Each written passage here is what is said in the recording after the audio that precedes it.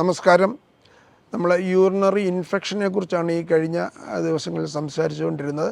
ഞാൻ നേരത്തെ പറഞ്ഞിരുന്നു, യൂറിനറി ഇൻഫെക്ഷന് സ്ത്രീ പുരുഷ ഭേദമന്യേ ആർക്കും ഉണ്ടാകാം, പ്രായഭേദമന്യേ ആർക്കും ഉണ്ടാകാം. ഇന്ന് നമ്മൾ ഡിസ്കസ് ചെയ്യാൻ പോകുന്ന ഇൻഫെക്ഷൻ കുട്ടികളിൽ വന്നാൽ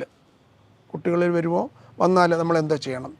ഏറ്റവും പ്രധാനപ്പെട്ടമായ ഒരു കാര്യം ഞാൻ പറയുന്നത്, കുട്ടികളിലുള്ള ഇൻഫെക്ഷൻ നമ്മൾ വളരെ സീരിയസ് ആയിട്ട് എടുക്കണം. കാര്യം കുട്ടികളുടെ ഇൻഫെക്ഷൻ നമ്മൾ പ്രായമുള്ളവരിൽ ഉള്ളതുപോലെയല്ല.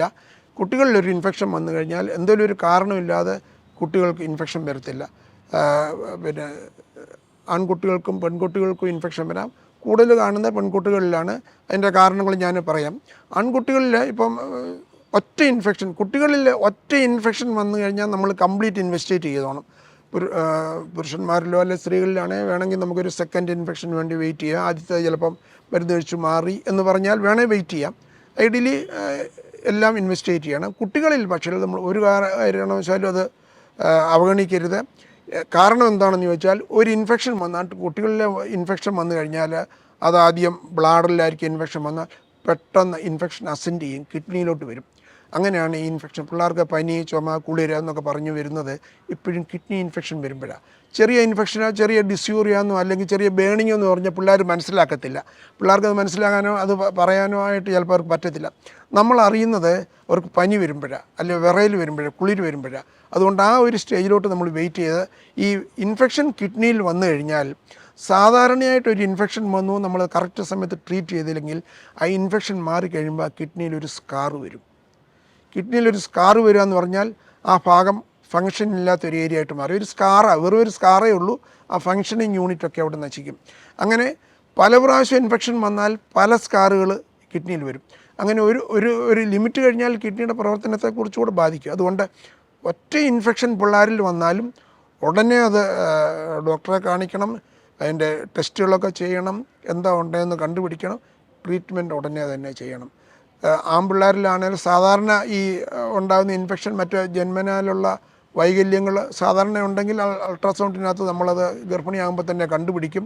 ഇല്ലായെങ്കിൽ ചിലപ്പോൾ അവർ ജനിച്ചു കഴിഞ്ഞാൽ ഫൈമോസിസ് ഒരു കാരണമാണ്. അതായത് തൊലി കംപ്ലീറ്റ് അടഞ്ഞിരിക്കും, മൂത്രം ഒഴിച്ചു കഴിഞ്ഞാൽ കംപ്ലീറ്റ് പോകത്തില്ല, ബാക്കി നിൽക്കും.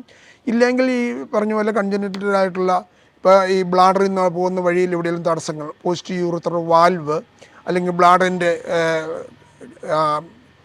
പവർ കൺട്രാക്ഷൻ കുറഞ്ഞിരിക്കുക, ഇങ്ങനെ പല പല കാരണങ്ങളുണ്ട്.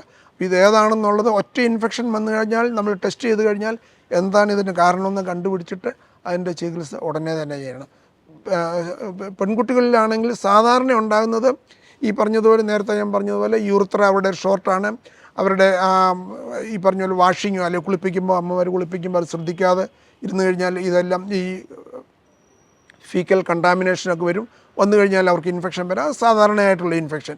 പിന്നുണ്ടാകുന്നത് ഡയപ്പർ ഉപയോഗിച്ച് കഴിഞ്ഞാൽ നമ്മൾ കറക്റ്റായിട്ട് സമയത്ത് മാറ്റിയില്ലെങ്കിൽ ഈ മോഷനും യൂറിനും എല്ലാം കൂടെ മിക്സ് ചെയ്തിട്ട് ആ ജെനിറ്റൽ ട്രാക്റ്റിൻ്റെ അവിടെ, യൂറിത്രയുടെ അവിടെ വന്നിട്ട് അതൊരു ഇൻഫെക്ഷൻ്റെ കാരണമായിട്ട് മാറാൻ സാധ്യതയുണ്ട്. ചുരുക്കം ചില പെൺകുട്ടികളിൽ വെസൈക്കോ യൂറിട്രിക് റിഫ്ലക്സ്, അതായത് ബ്ലാഡറിൽ നിന്നും കിഡ്നിയിലോട്ടുള്ള ട്യൂബിൻ്റെ വാൽവ് ചിലപ്പം വീക്കായിരിക്കും. അതാ വെസൈക്കോ യൂറിട്രിക്.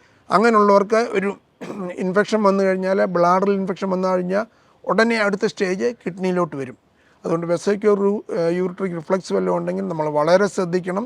ട്രീറ്റ്മെൻറ്റ് വേണമെങ്കിൽ അതിന് കറക്റ്റായി ട്രീറ്റ്മെൻറ്റ് ചെയ്യണം. ചിലപ്പോൾ മരുന്ന് കണ്ടിന്യൂസ് കഴിക്കേണ്ടി വരുമായിരിക്കും. അതുകൊണ്ട് കുട്ടികളിലുള്ള യൂറിനറി ഇൻഫെക്ഷൻ, ഒറ്റ ഇൻഫെക്ഷൻ വന്നാലും നമ്മൾ വെയിറ്റ് ചെയ്യരുത്, ഡോക്ടറെ കാണണം, കംപ്ലീറ്റ് ഇൻവെസ്റ്റിഗേഷൻ ചെയ്യണം, എന്താണ് ഇതിൻ്റെ കാരണം എന്നുള്ളത് കണ്ടുപിടിക്കണം, ട്രീറ്റ്മെൻറ്റ് ചെയ്തോണം.